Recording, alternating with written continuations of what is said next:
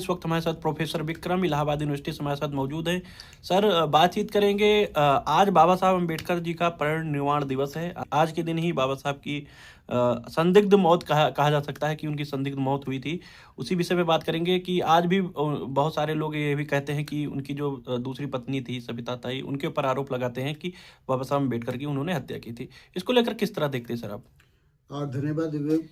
देखिए, जब से मैं होश संभाला हूँ, तब से मुझे मेरे सामने ये समस्या बहुत बड़ी विकराल रही है।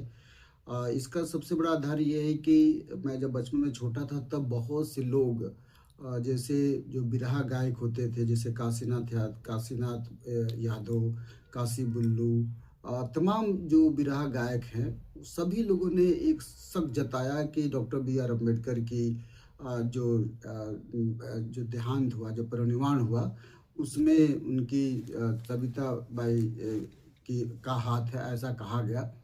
इसके शक के पीछे जो बड़ा रीज़न मैं समझ रहा हूँ वो ये कि माता रमाबाई का नाम बहुत आदर्श के साथ हमारे जो बहुजन समाज है उनके बीच में लिया जाता है। मुझे आज तक कभी ये देखने को नहीं मिला कि माता रमाबाई का नाम किसी ने अनादर किया हो। बहुत आदर के साथ लिया जाता है और उसके पक्ष में उनके पक्ष में बहुत तर्क दिया जाता है। जबकि माता सावित्री कबीर के बारे में कभी उनका नाम नहीं लिया जाता। मैंने कभी बहुजन समाज में किसी व्यक्ति को उनके पक्ष में तर्क करते देखा नहीं। दूसरा आधार ये है कि डॉक्टर बी आर अम्बेडकर का जो अब तक का सबसे प्रामाणिक जीवनी माना जाता है, वो धनंजय कीर के द्वारा लिखी मानी जाती है। धनंजय कीर अपने पुस्तक में डॉक्टर बी आर अम्बेडकर साहब के परिनिर्वाण के बारे में बताते हैं कि उनका बड़ा मजबूत तर्क है। तर्क ये है कि नानक चंद रत्तू साहब उनके पीए थे और वो बता रहे हैं, नानक चंद रत्तू बता रहे हैं कि डॉक्टर बी आर अम्बेडकर उस रात गौतम एंड बुद्धा जो किताब है और अपनी जीवनी, उन किताब की पूरी टिप्पणी लिखी, सारी बातें लिखी और सुबह उनका देहांत हो गया। और वो कह रहे हैं कि जाने से पहले नानक चंद रत्तू बोल रहा है कि वो घर जाने से पहले बाबा साहब कहते हैं कि तुम जाओ और मैं थका नहीं हूँ, मैं लिख रहा हूँ। और बाबा साहब बहुत रात तक पढ़ते रहे और बहुत रात तक नानक चंद रत्तू उनके पास रुके। मसलन मेरे ख्याल से मुझे ठीक से समय याद नहीं आ रहा, लेकिन 12-1-2 बजे की बात है, जब वो लगातार पढ़ते रहे, उन्होंने उनको डांट दिया, तब वो अपने घर गए।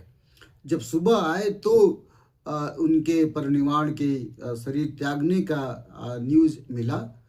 तो ये वो एक तो ये डाउट है। दूसरा वो कह रहे हैं कि बाबा साहब को हाईली डायबिटीज़ था, तो बाबा साहब माता सावित्री के बीच में एक झगड़ा होता है, क्योंकि जो बाबा साहब दवा खाते हैं, उस दवा डायबिटीज़ का, उस दवा को बदल दिया जाता है।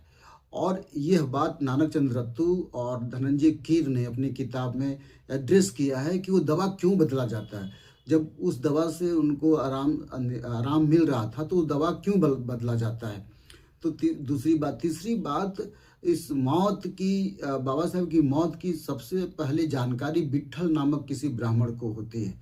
अब ये बात भी मैंने कहीं पे पढ़ी थी। सवाल है कि बाबा साहब की मौत के बारे में सबसे पहले जानकारी घर वालों को दी जानी चाहिए या जो नात रिश्तेदार उनको दी जानी चाहिए। विट्ठल नामक ब्राह्मण उसको क्यों जानकारी दी गई?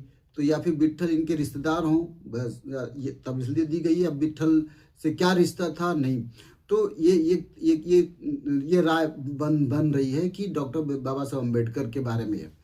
जो तीसरी बात मैं कहना चाहता हूँ कि दयानंद महर्षि यूनिवर्सिटी के प्रोफेसर ने आरटीआई फाइल किया था बाबा साहब के संदर्भ के मौत को लेकर के, और भारत सरकार ने ये कहा था कि हमारे पास इसकी आधिकारिक जानकारी नहीं।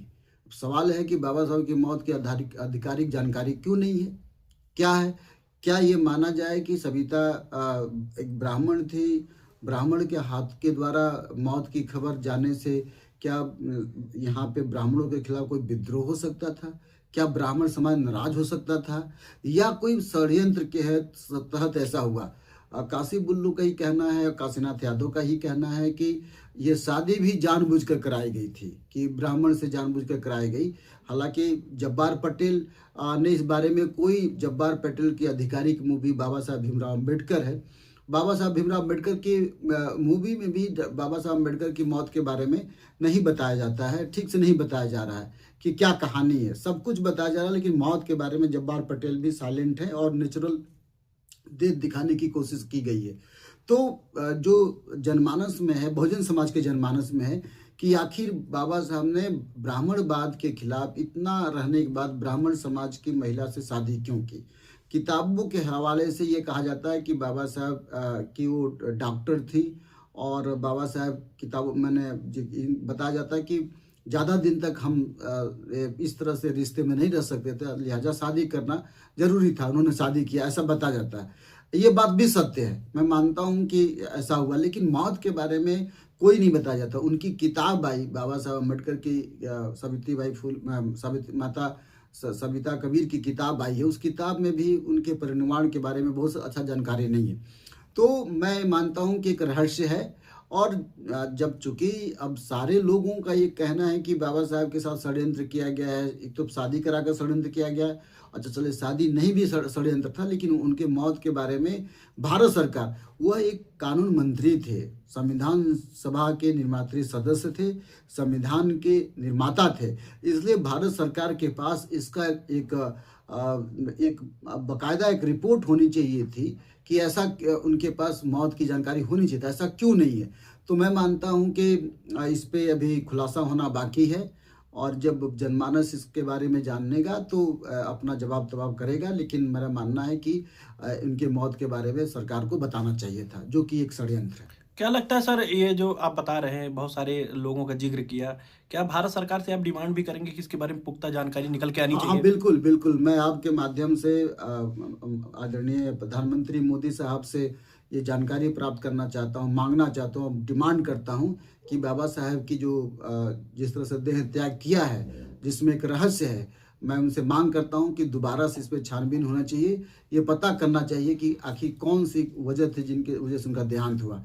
मुझे इसमें षड्यंत्र इसलिए भी नजर आ रहा है थोड़ा बहुत, कि सबको पता है कि बाबा साहब ने संविधान सभा के माध्यम से इस देश के तमाम जाति व्यवस्था को एक झटके में समाप्त कर दिया था, और वो बाबा साहब ने कई सपना था कि उनको प्लानिंग कमीशन का प्लानिंग कमीशन का अध्यक्ष होना चाहते थे, ताकि वो इस देश का नए ढंग से अलग अलग तरह से 2-3 तर्क और दिए जाते हैं सर कि 57 में चुनाव थे, और बाबा साहब ने कहा था हम ये बौद्धमय भारत बना देंगे, तो क्या लगता है ये भी कारण हो सकता है? मैं वही कह रहा हूँ कि चूंकि उनका जीवित रहना इस देश को, हो सकता है अगर वो जीवित रहते तो आज कहानी कुछ ना होती, हो सकता है बाबा साहब रहते तो इस देश का अगला प्रधानमंत्री बाबा साहब होते। अब बाबा साहब जीवित रहते तो हो सकता है भारत आज बौद्धमय भारत बन चुका होता। ये जो हिंदू राष्ट्र की बार बार लोग राग अलाप रहे हैं, बाबा साहब होते तो ना होता। बाबा साहब होते तो जीवन पर्यंत उन्होंने सेपरेट इलेक्टोरेट की बात की थी, तो क्या पता बाबा साहब अपने जीवित रहते सेपरेट इलेक्टोरेट की बात करा लेते, और एक जो आरपीआई पार्टी थी या रामलाल लोहिया के साथ नए सिरे से इस पार्टी की बात चल रही थी, क्या पता उसी समय एक नया गठजोड़ के माध्यम से देश में एक नए राजनीतिक उभार होता, और आज जो तमाम हिंदू धर्म की बात हो रही है, राम मंदिर की बात हो रही है, तमाम तरह की बातें हो रही, वो ना होता। तो बाबा साहब को इसलिए मुझे ऐसा लगता है कि षड्यंत्र के तहत उनको मार दिया गया, या मुझे ऐसा लगता है कि इस पे खुलासा होना चाहिए था। देखिए पूरे वर्ल्ड की कहानी है, एक कहानी नहीं है। जब कोई बड़ा जो कोई व्यक्ति होता है तो उसके साथ षड्यंत्र किया जाता है, जैसे नेपोलियन बोनापार्ट के साथ षड्यंत्र किया गया कि सारे लोग घेर करके उनको वाटरलू के युद्ध में हराया गया, मारा गया। इसी तरह से षड्यंत्र अब्राहम लिंकन के खिलाफ हुआ, अमेरिका के कई राष्ट्रपतियों के खिलाफ हुआ, बड़ा षड्यंत्र आपके नेल्सन मंडेला के खिलाफ हुआ, उनको जेल में डाल दिया गया, हो ची मिन्ह के साथ हुआ। तो षड्यंत्र हमारे कबीरदास के साथ हुआ, उनकी मौत के बारे में रैदास के साथ षड्यंत्र हुआ, उनको भी मार दिया गया। तो हमारे महापुरुषों को तो हमेशा मारा गया है। तो उन सभी के हवाले से मैं कह रहा हूँ कि बाबा साहब अम्बेडकर के साथ भी षड्यंत्र हुआ होगा।